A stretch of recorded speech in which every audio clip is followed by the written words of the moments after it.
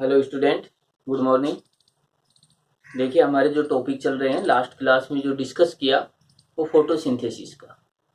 और फोटोसिंथेसिस की जो मैकेनिज्म है इसके डिस्कस के अंदर हमने दो पार्ट किए थे कि फोटोसिंथेसिस रिएक्शंस है वो divided into two parts. First part light reaction and second part dark reaction.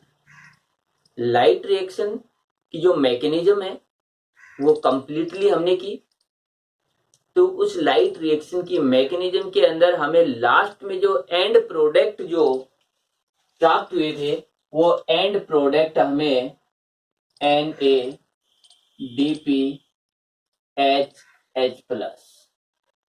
एक प्रोडक्ट ये हुआ था जो रिड्यूसिंग पावर का फंक्शन करेगा। सेकंड प्रोडक्ट जो हमें हुआ वो ATP प्राप्त हुआ जो एनर्जी प्रोवाइड करेगा। थर्ड पार्ट जो था वो ऑक्सीजन मॉलिक्यूल जो इन्वायरमेंट में रिलीज हो गया। तो यहां पर देखिए, हमें मेनली जो हम ये कहें कि फोटोसिंथेसिस की जो लाइट रिएक्शन थी उस लाइट रिएक्शन के एंड प्रोडक्ट की यदि बात करें तो ये 3 प्रोडक्ट थे। अब यहां पर देखिए, कहीं पर भी हमने कार्बोहाइड्रेट के मॉलिक्यूल है उनको शो नहीं किया। कहीं पर भी हमने ग्लूकोज के फॉर्मेशन को यहां पर शो नहीं किया है। इसका मतलब कि लाइट रिएक्शन की मैकेनिज्म में कार्बोहाइड्रेट का फॉर्मेशन नहीं होता है। देखिए, कार्बोहाइड्रेट फॉर्मेशन की जो प्रोसेस है वो लाइट रिएक्शन में नहीं होगी।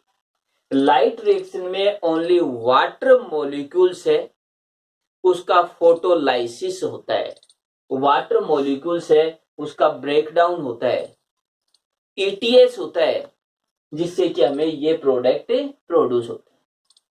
जो फोटोसिंथेसिस में हमने दो कंपोनेंट लेते हैं, एक वाटर मॉलिक्यूल एक कार्बन डाइऑक्साइड। तो वाटर मॉलिक्यूल्स का फंक्शन या वाटर मॉलिक्यूल्स की जो मैकेनिज्म है वो लाइट रिएक्शन में होगी। अब देखिए, अगला जो पार्ट आ जाता है वो है हमारा डार्क रिएक्शन। डार्क रिएक्शन है, इसका दूसरा नाम है ब्लैकमेल रिएक्शन।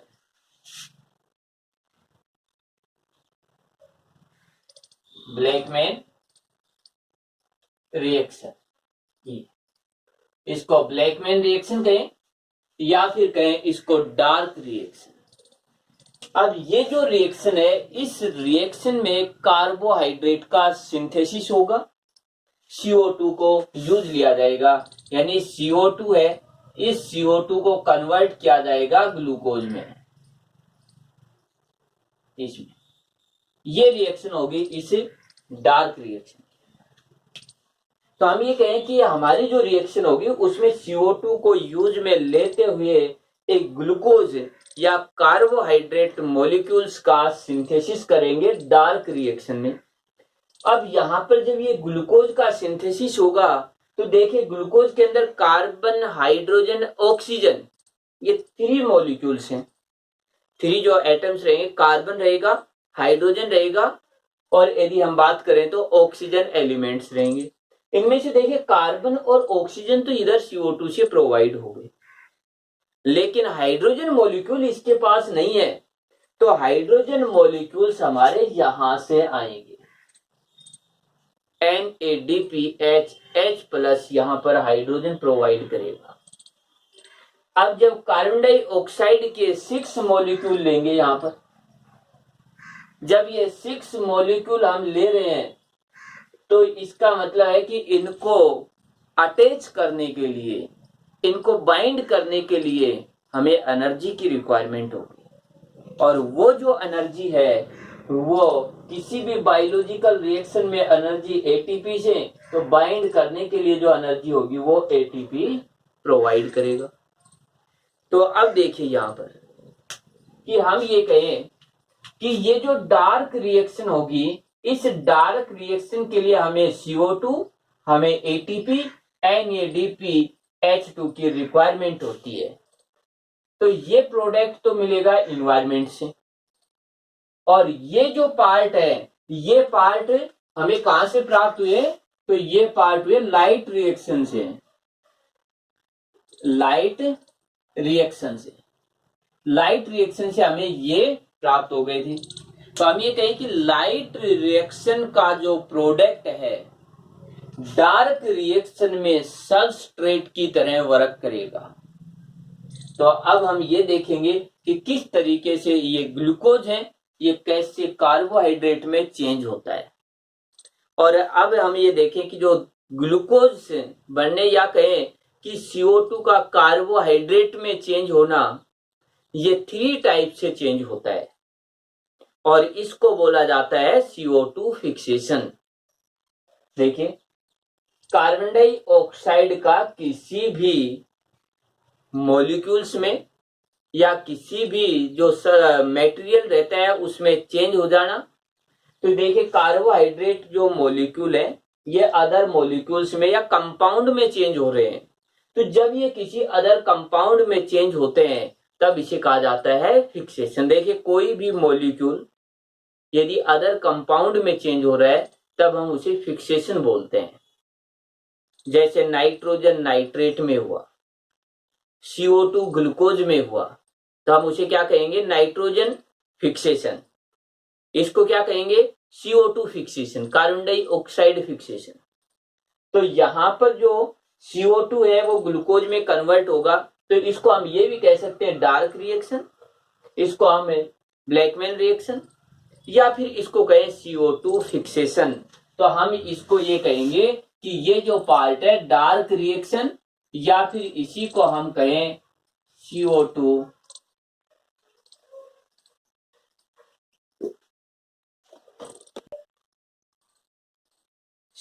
फिक्सेशन। तो डार्क रिएक्शन या CO2 फिक्सेशन, CO2 का किसी कंपाउंड में चेंज होना CO2 फिक्सेशन हुआ।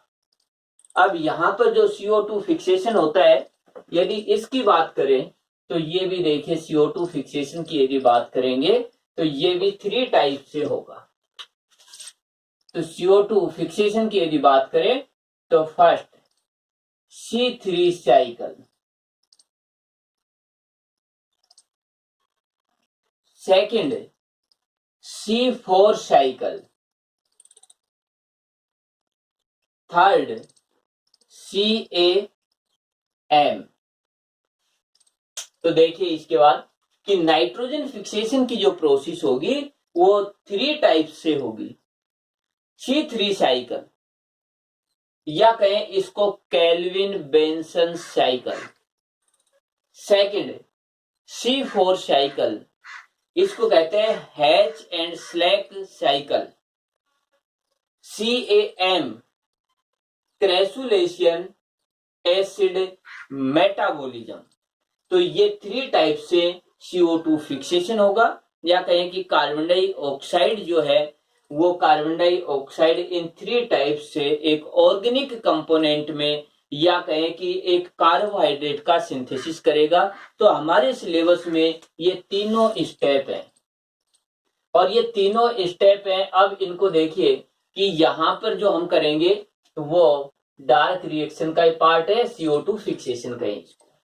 तो यहां पर फर्स्ट हम करेंगे C3 cycle. And dark reaction है, उस डार्क रिएक्शन के अंदर CO2 कंपोनेंट में कन्वर्ट होगा। तो जैसे ये कन्वर्ट होगा तो 3 टाइप से होगा। उसमें फर्स्ट जो C3 साइकिल है हम उसकी बात करेंगे, फिर उसके बाद C4 साइकिल से कैसे कार्बोहाइड्रेट कंपाउंड में कन्वर्ट हुआ, उसके बाद CAM के थ्रू कैसे कन्वर्ट होता है। ये तीनों स्टेप है, इनको करना है। तो इधर से देखिए हम फर्स्ट करेंगे C3 साइकिल। ये नाइट्रोजन फिक्सेशन के अंदर जो डार्क रिएक्शन है, उस डार्क रिएक्शन में हम किसकी बात करेंगे? C3 साइकिल, या फिर इसी का नाम है kelvin Benson cycle. C3 cycle कहें या कहें केल्विन बेंसन साइकिल कहें। अब देखिए इस साइकिल की जो मैकेनिज्म है वो किस तरीके से होती है।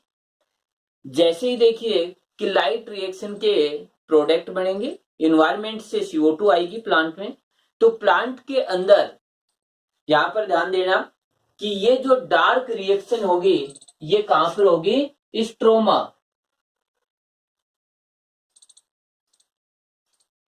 तो स्ट्रोमा के अंदर क्या होगा? सबसे पहले हम बात करें कि स्ट्रोमा जो है एक मैट्रिक्स का पार्ट है, उसमें एंजाइम होते हैं डार्क रिएक्शन से रिलेटेड। तो उस जगह वहां पर जो प्रोडक्ट मिलेंगे या कहें कि कोई भी मॉलिक्यूल्स है, वो देखिए ये मिलता है राइबोलोज 5th फॉस्फेट। ये मॉलिक्यूल राइबोलोज 5th फॉस्फेट, ये राइबोलोज 5th फॉस्फेट है, इसका फॉस्फोराइलेशन होता है। फॉस्फोराइलेशन का मतलब फॉस्फेट ग्रुप का ऐड हो जाना।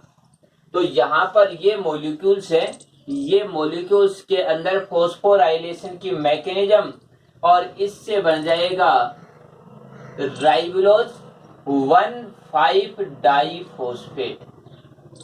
देखिए राइबोलोज 5th फॉस्फेट, इसका मतलब राइबोलोज के 5 नंबर कार्बन पर एक फॉस्फेट है,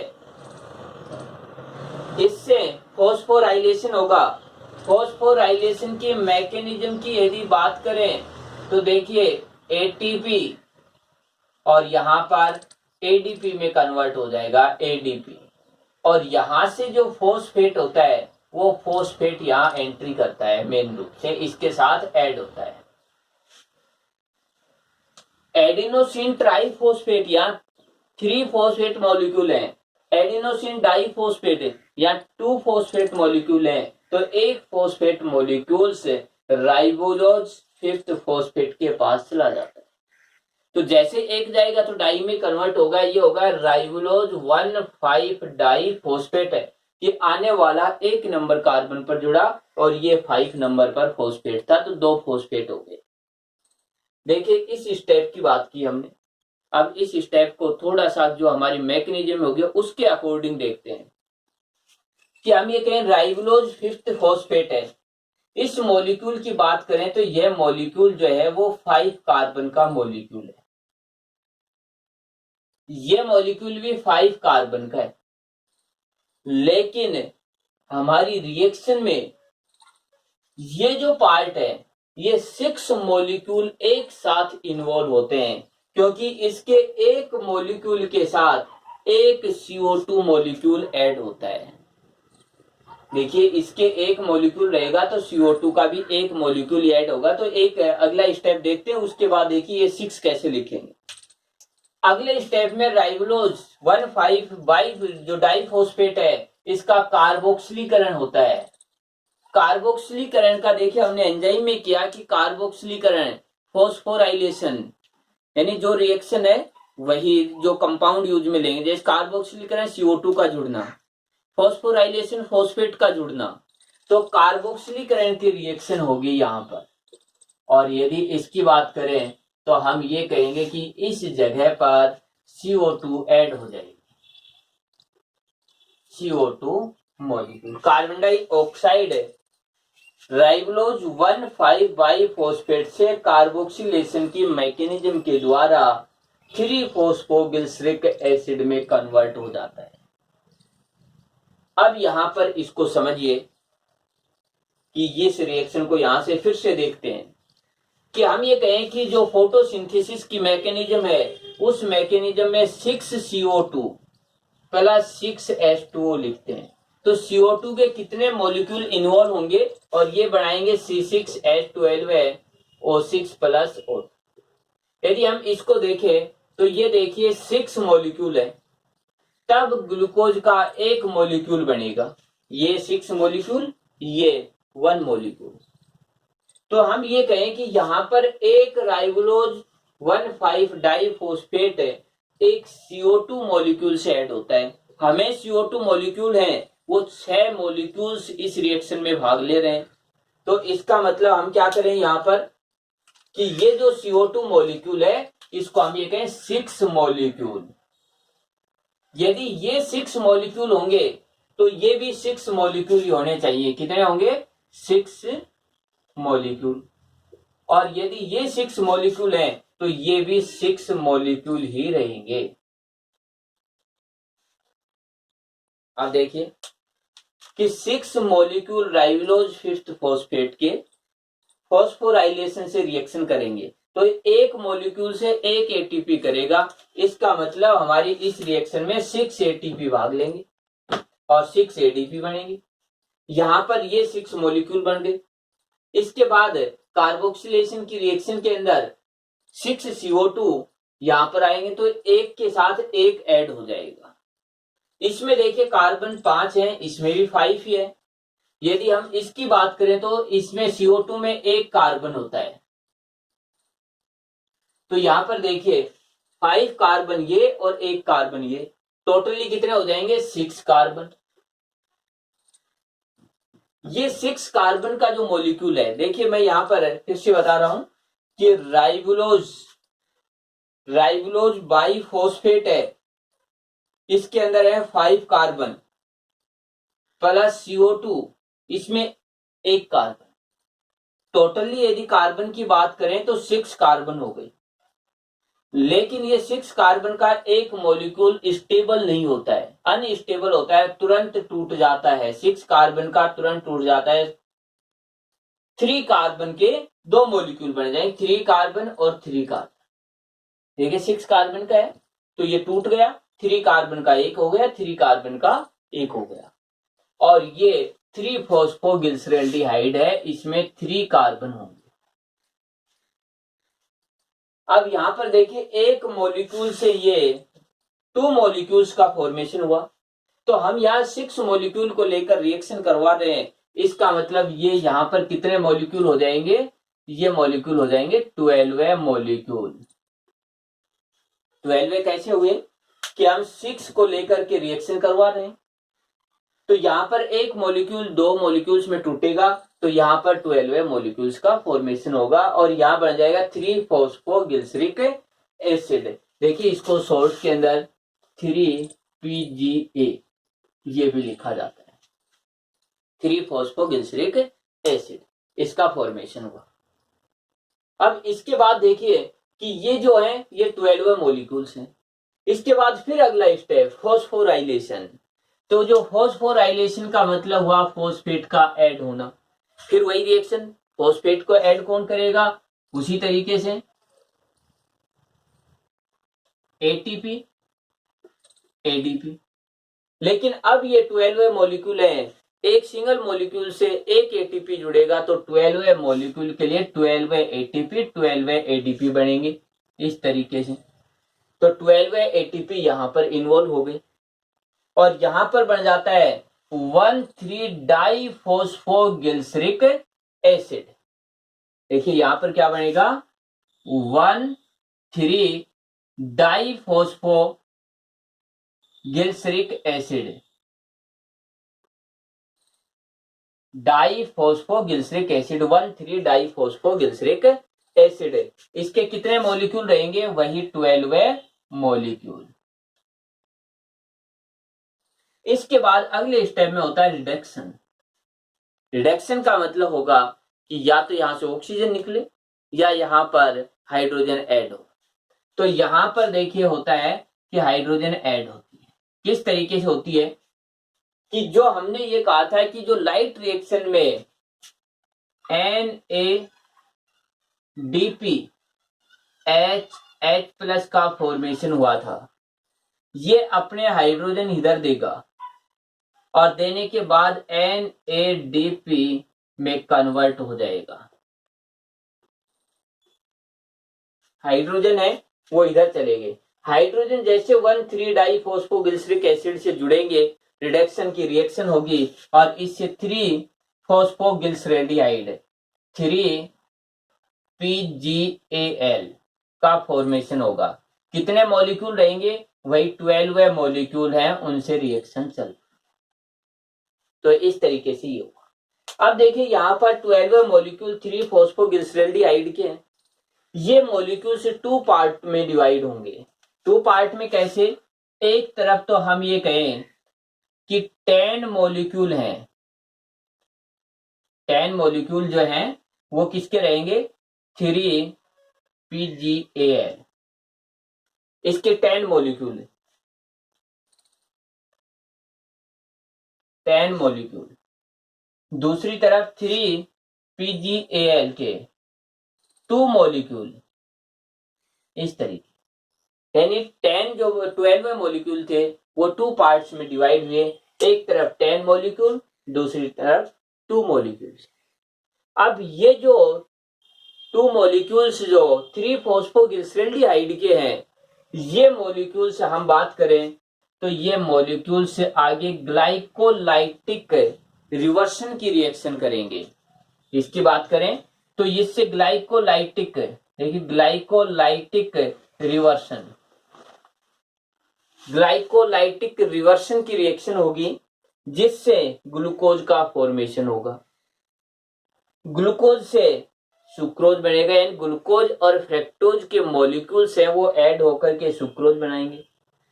सुक्रोज जो रहता है वो स्टार्च के रूप में प्लांट में स्टोर हो जाएगा। तो इस तरीके से देखिए कि यहाँ पर जो 2 मॉलिक्यूल्स हैं, उन 2 मॉलिक्यूल्स से ग्लूकोज का फॉर्मेशन हो गया। क्या हमने ये कहा 3PgAl के 2 मॉलिक्यूल्स अलग हो गए, 10 मॉलिक्यूल अलग हो गए। ये 2 मॉलिक्यूल्स ग्लाइकोलाइटिक रिवर्सन करेंगे, जिससे ग्लूकोज बनेगा। ग्लूकोज और फ्रक्टोज मिलकर सुक्रोज बनाएंगे, सुक्रोज से स्टार्च बन जाएगा। तो ये कार्बोहाइड्रेट का फॉर्मेशन इस चेन से हुआ। इधर से हम बात करें कि देखिए ये ग्लूकोज C6H12 है O6, जो हम ये कह रहे हैं कि हमारा जो प्रोडक्ट रहता है वो बन चुका है यहाँ पर।